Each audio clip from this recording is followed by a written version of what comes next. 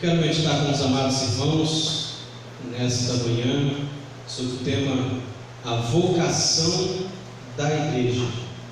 Eu quero convidá-los a abrir a bendita palavra do Senhor, o texto bíblico na carta do apóstolo Paulo aos Efésios, capítulo de número 4, que foi o texto que nós lemos na devocional do culto. E nós vamos ler apenas os seis primeiros versículos. Efésios capítulo 4,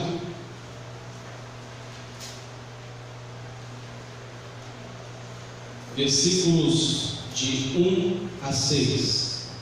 Mesmo assentados como os irmãos estão, eu vou estar lendo e os irmãos estarão acompanhando na palavra do Senhor. Efésios capítulo 4, de 1 a 6. Nós lemos na devocional até o versículo 16, agora vou destacar os 6 primeiros versículos. E diz assim a palavra do Senhor: Rogo-vos, pois, eu, preso do Senhor, que andeis como é digno da vocação com que fostes chamados, com toda a humildade e mansidão, com longanimidade, suportando-vos uns aos outros em amor, procurando guardar a unidade do Espírito pelo vínculo da paz. Há um só corpo e um só Espírito, como também fostes chamados em uma só esperança da vossa vocação. Um só Senhor, uma só fé, um só batismo, um só Deus e Pai de todos, o qual é sobre todos e por todos e em todos. Deus nos abençoe com a leitura de sua palavra. Amém. A Igreja de Jesus é uma congregação de pessoas regeneradas em Cristo, com o objetivo de expandir o reino de Deus em suas vidas e na vida de outros. E a Igreja de Jesus tem uma vocação. Nós temos uma missão a realizar. Nós temos responsabilidades para com o Senhor da igreja e para com o nosso próximo. Paulo ensina que os propósitos de Deus são eternos em Cristo Jesus e se revelam por meio da igreja ao mundo. Podemos ver também a orientação do Senhor para que a igreja possa viver em comunhão com Deus, em primeiro lugar, claro, mas também em comunhão uns com os outros. Ora, visto que nós fazemos parte do mesmo corpo, e por isso nós devemos prezar pela unidade da igreja. Já os 3 últimos capítulos da carta do apóstolo Paulo aos Efésios são essencialmente práticos. Interessante que Paulo começa o capítulo 4 dizendo: rogo-vos. Esse texto foi escrito em grego e a sua transliteração e o contexto diz que este verbo, rogo-vos, é uma exortação. A igreja precisava ser exortada, meus irmãos, e Paulo fazia isso. Paulo exortava a igreja. Paulo chamou a atenção da igreja quanto à sua vocação, quanto ao modo digno de viver. Paulo literalmente exorta a igreja acerca de assuntos éticos, morais e espirituais. Em tese, os 3 primeiros capítulos de Efésios afirmam que Deus nos fez santos, e nos 3 últimos capítulos vão dizer que agora devemos viver a vida de santos em Cristo. E eu gostaria de destacar nesta mensagem apenas 2 aspectos importantes acerca da nossa vocação como Igreja de Jesus. Em primeiro lugar, grave no seu precioso coração: a igreja deve expressar com o seu testemunho a dignidade da vocação. Essa é a primeira lição que nós gostaríamos de deixar aos irmãos nesta manhã.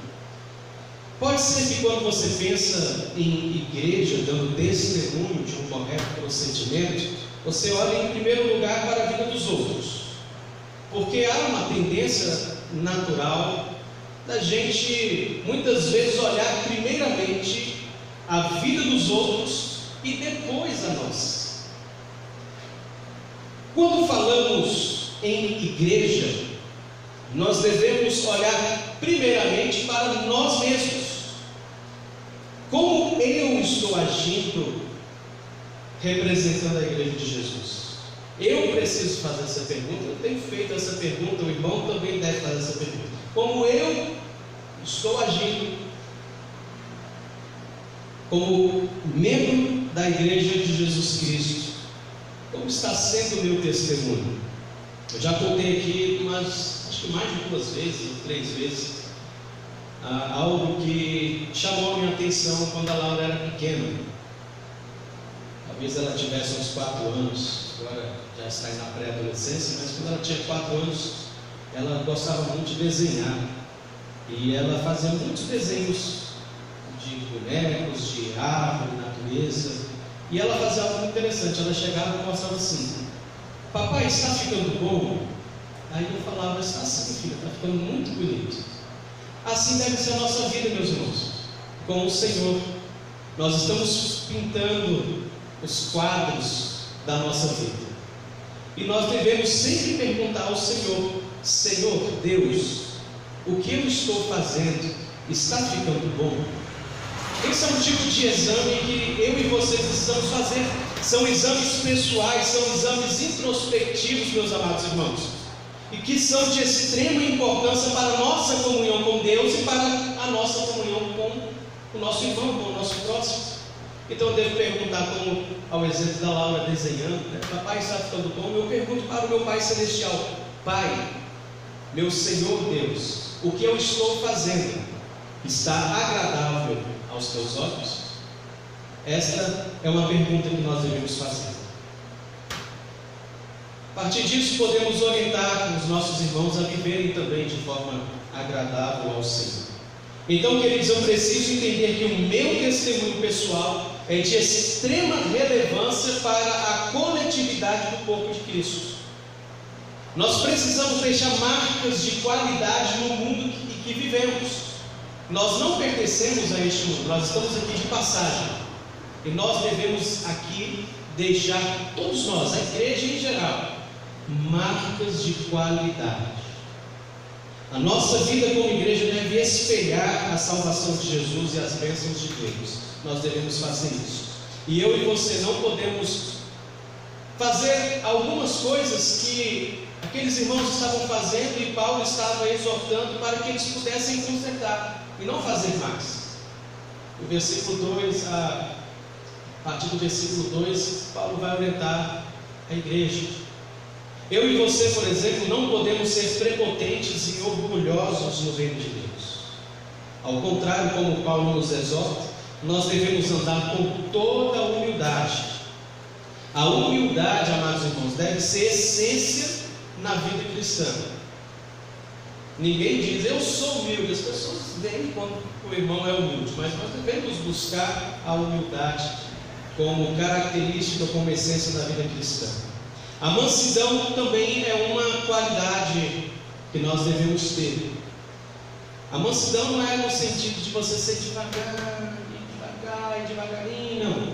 Ou aquele que tem personalidade fraca ou ausência de personalidade, não é nesse sentido. Nós temos personalidades, claro, e elas devem estar sob controle do Espírito Santo de Deus, mas nós devemos ser mansos. Nós devemos andar com longanimidade, com grande ânimo em relação a nós mesmos, aos nossos relacionamentos. E é isso que também Paulo estava orientando a igreja. Nós devemos orar uns pelos outros, nós devemos agir com devido respeito entre nós, devemos suportar uns aos outros. Olha só, nós devemos suportar uns aos outros no sentido de sermos nós os alicerces para que outros sejam ajudados por nós. Olha que coisa linda. Então eu preciso ser um alicerce para que eu possa ajudar alguém que esteja precisando, bem como o meu irmão também precisa ser um alicerce para que ele possa me ajudar quando eu estiver precisando. E todas estas coisas devem ser feitas através do amor, que deve ser o ponto primordial para os nossos relacionamentos. Então essas atitudes precisam ser vistas e vividas no meio da igreja. São virtudes que devem ser marcas de qualidade que eu e você devemos deixar como igreja de Jesus.